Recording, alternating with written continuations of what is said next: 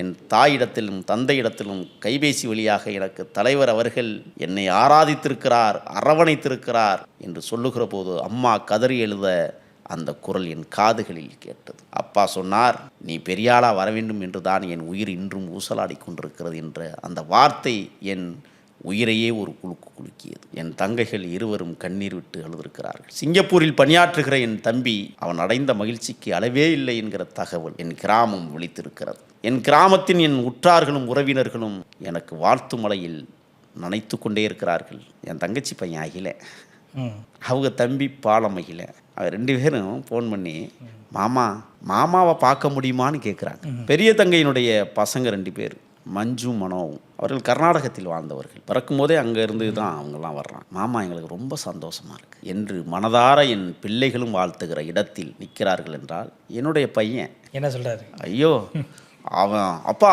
நான் எப்பப்பா வந்து பார்க்க அப்படிங்கிறான். யாரடா? பெரியப்பாவாங்கிறான்.